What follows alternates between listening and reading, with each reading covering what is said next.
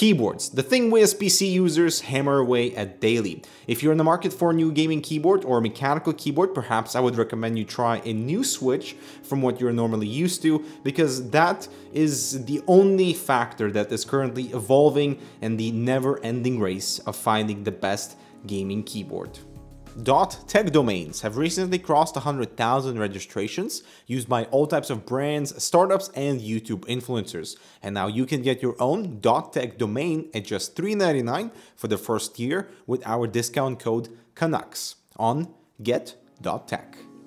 So the Corsair's K70 RGB Rapidfire brings a fantastic new switch, the Cherry MX Speed, that quickly became my go-to keyboard for my own hammering, and that is editing and script writing and of course gaming.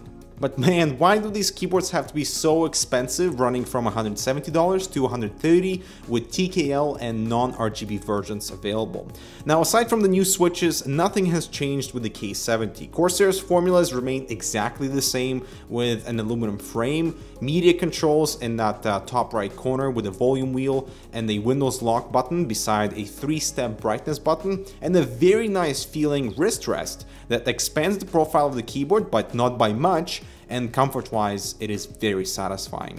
The extra WASD keycaps are textured, and so is the spacebar, and I also appreciate the Corsair logo on the escape key. At the back is a USB pass-through, which is highly appreciated. Beside it is a polling rate switch, and at the very bottom we have height adjustment at the front and the back of the keyboard. So this is all familiar. The only thing that's changed is the font on the keys compared to the original K70.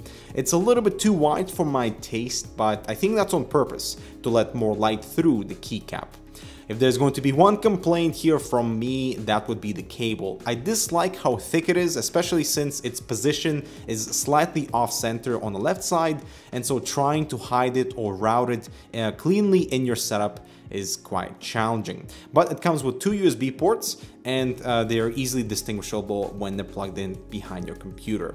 So now that we have all that out of the way, let's focus our attention on the new MX Speed switches. The RGB variant comes in clear housing, as with all MX RGB switches. Vibrancy and brightness is on point, color accuracy is among the best, but unfortunately, as with all other RGB keyboards that I've tried, white illumination is subpar. Compare this to the white mode with the Razer Chroma TE or the Logitech G810, and they all exhibit either a pinkish hue or something blue in there. When next to the G610, which has only white illumination, you can see the K70 here is a touch on the pink side, plus there are some green reflections bouncing off the keys themselves. Effects wise, we have plenty, everything from rainbow to spiral to color shifts to rain effects. Anything you'd want is here, with smooth, uniform transitions. So now that quick overview is over, how are the switches? Are they any good, you might be asking?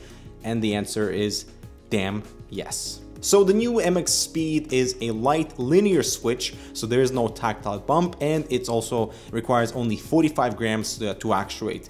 Instead of the key traveling 2 millimeters for the actuation to register, as with MX Reds, switch actuation happens at 1.2 millimeters, thus reducing the total distance traveled. And this is awesome for 2 reasons. One is, once you're fully comfortable with the switch and how it behaves, you don't have to bottom out the key, because you can almost lightly tap on the keys for them to actuate, because the distance is so low for them to travel. This is awesome for typing, the best keyboard for typing in my opinion as of now, you know, if you prefer the linear actuation. And for gaming stuff, I noticed that my hand after a CSGO match wasn't as tired, because I didn't have to apply as much pressure for the key to actuate. And number 2, even if you bottom out, it takes less time and distance for the key to rebounce, so that you can start to actuate the same switch faster. I noticed this immediately with the spacebar. I can continuously tap it much faster than on any of my other keyboards, and this is also very helpful with CSGO by skipping the reload animation,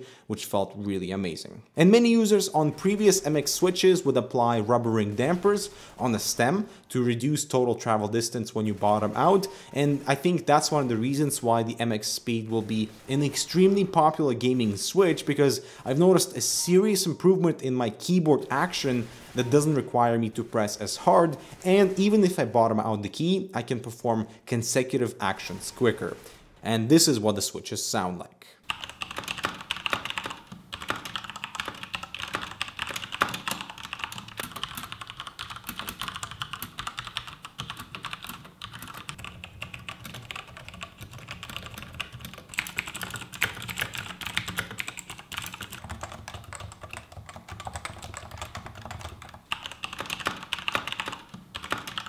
And after I did the audio test, I realized that the switches are actually quite loud, much louder than MX Red's, and that could be because the switch itself, it's outside of the housing, like with the rest of the keyboards.